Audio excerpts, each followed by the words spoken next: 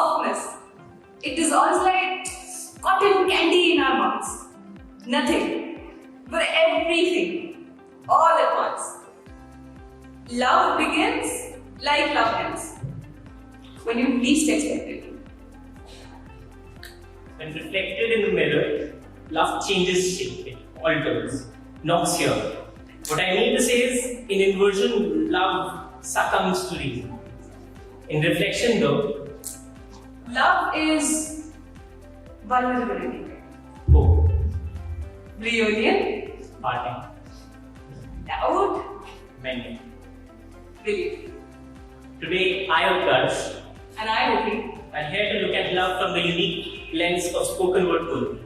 We call this a love medley in an alternate universe, a set list of poems. I was told that I'm born out of a bubblegum wrapper, which is why I tend to blow things out of proportion. I used to sculpt out faces from the clouds and name them everything all day. Pareidolia is what science calls it. Loneliness is what it really meant. 15 years later, I returned faceless into the crowd, trudging home only to lie to my neighbors that I belong everywhere, that I am long past the lonesome. I started skinning myself as I did with the sky. I realized from a LinkedIn profile that you can almost shape yourself into being everything. So here's my bit. You know what this poet is made out of? Something worth calling love. I hope you come soon and pluck me out of this redundancy. I hope you winnow me out of this limitlessness. Give me a chance and a name. I own a malleable poet. Call me anything you like. Just allow me to stay a little longer. Choose me again and again every day. I hope I'll remind you of something great. I hope I'll become something great. I promise we'll be able to stitch this poem all at once, but honey, I have a tendency to blow things out of proportion. I'll call this a love poem way sooner than I should. Science will diagnose it as pareidolia. Man will call it love. But I hope you inhabit my poem and call it home. My love, home is never a place and always a person. Safe to say, I am not that person. Safe to say, I've moved in and out of bodies and rooms that don't belong to me, that I'd rather not name. My name is Ridhi. You know what this is made of? 5 letters. Exactly 1 letter more than love. And I have always been ahead of love. My cologne tells a story of women who share her parts too easily, too soon, too much. The woman sells poetry for answers now. How do I winnow out the limitlessness? I've never known of borders until barbed in wires. Oh, how magnificent you sound while speaking of skies covered with clouds, but love, lately, I have been living in blues. You can't romanticize in your poems. You can shape yourself into anything, of course, but I am a shapeshifter. You are born out of a bubblegum wrapper and I don't know how to share my love until it's wrapped in decorative papers, taped neatly to conceal fragility. You say love is sudden, but love is fragile. Love is transient. Love is staged. Just like this poem, right here.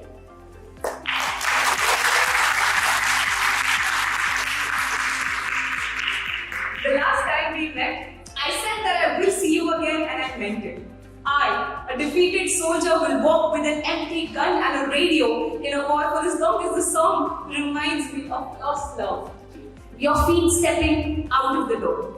The mean gravity of love sticks us to the ground where we are meant to fly, merry-go-round the moon. I wish hopeless romance could live in a world outside your favorite Beatles song, but it will die in our fists. It will die in our fists and our children will sing that song. And like silver blade, it will cut their song. It will cut their tongues, the song of hopeless love, make them a victim of speaking through music and poetry. I do not wish them to speak through music and poetry. I wish to speak. They will lose their words, their voice, their gun, and they will become a victim of poetry. The end of the world will be a lover waiting by the door, watering hope growing in the fist for years only to die at the hands of fate. My Nana, a victim of his own memory, did not get to say goodbye to the woman he loved the most, my Nani. Amnesia saved him from waiting by the door all day. He met her, eventually, in the world of ever after, but for how long? How late? So I believe you get to love once. And when you do, love comes alone. Like only a single song to survive a tornado without a boat. Only a single star in a never-ending sea. So you get to live with one. A life full of memories, or a fleeting moment of kissing amidst the war.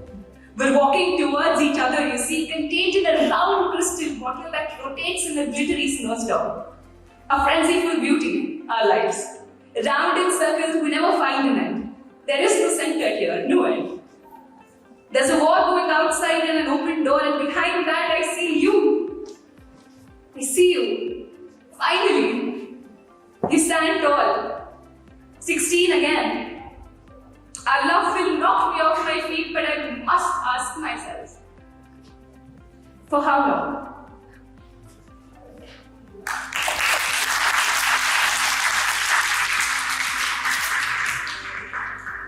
Before we had this quick access music, on the tip of our fingers there was this huge machine which looked like it could hold together everything a lover would fail to say. They called them jukeboxes. You just slid in a quarter and selected the song of your choice, and you could watch everything around. Be swarmed by the things you always wanted to say. Loving a person out loud is the best kind of love. And this was the closest thing one would do to live up to it. It probably was the easiest way to say, I'm here with everything I've ever owned. Now take me as I am, without actually saying it, like finding less heart-wrenching synonyms of a word that says helpless, vulnerable, strong, all at the same time. I remember this one time, she and I were the most vulnerable together. I remember us driving, and her cranking up the speakers and putting on the most mainstream song ever. I did not question her. She sang only the lyrics which made her feel the things she had felt before. We talked in the most indirect way. I played the next song, repeated the same drill, but with a slowest and a duet one. We never talked, but we knew what we always wanted to say. Like measuring a ripple to understand that there's a tsunami coming.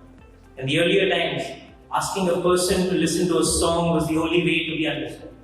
I'd like to believe that the notion still continues till now. In the 40s, the jukeboxes were installed in the restaurants, and the first dates never really needed any anecdotes. You don't have to talk about the weather to know about how cold this world has been, to know about the weather, to know about the warmth you have here. Instead, you just needed some good music taste and better dessert to go with it. Love is always bittersweet. In Bollywood, acting out and lip-syncing to the songs being played in the background is how one knew what love was. I trained almost my whole life for this. But when it finally happened, our songs did not match.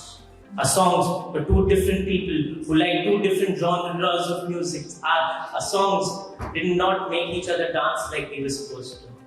In the 60s, they brought in cassettes. Now you didn't save up pennies to dedicate a song, you just recorded it and walked with a boombox on your shoulder.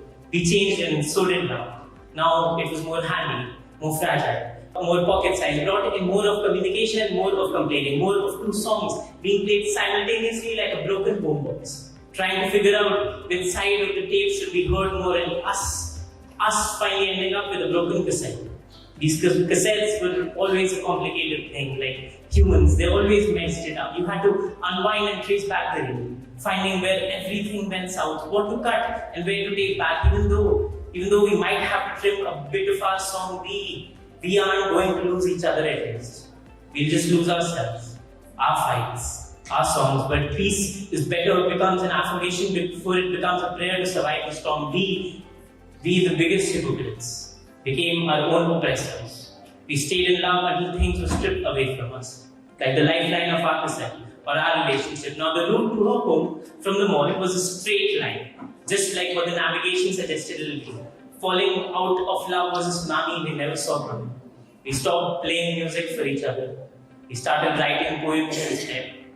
This year we gave it another shot. I was the boy in me try again at the restoration of the jukebox. We've always been taught that one should never give up on someone they love, even if you have to lose everything. Bollywood is the most manly right to love.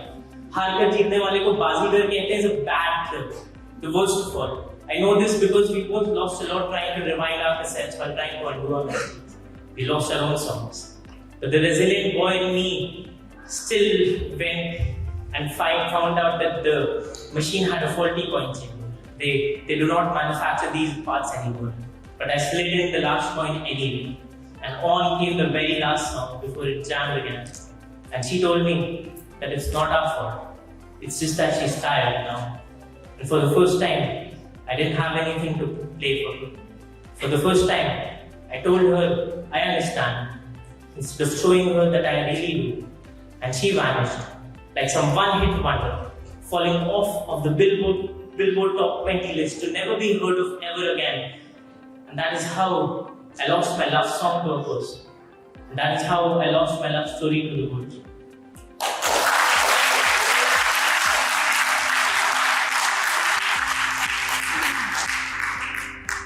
He gently nudges me from side to side. Thinks a little too much before bursting into, I love you. From the tone of it, you know he hasn't said it very often. Oh, the helplessness of seeing the colors pop in the flowers yet not call it the spring. But spring happens, and so does love. It happens and becomes a dialect only two people can fathom. On his father's anniversary, he surprised in a handshake that lasted 4 seconds. Love for men started from was and ended in inability to end them. And then, of course, the spring happened. He fights his tongue. In half paralysis, he tells me he's learning. He tells his father he would like to celebrate this time, only if that's okay. Love is funny like that. It makes your tongue speak languages strange to your skin, adopt dialects away from home, makes you speak with paralyzed tongue but speak nonetheless.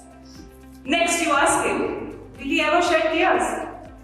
He sheds a little laughter, whispers, is it okay if we don't FaceTime today? Love's chest feels heavy. He patiently looks at you while you speak the language he understands too well. So shivers to attempt the dialect. But the language is love.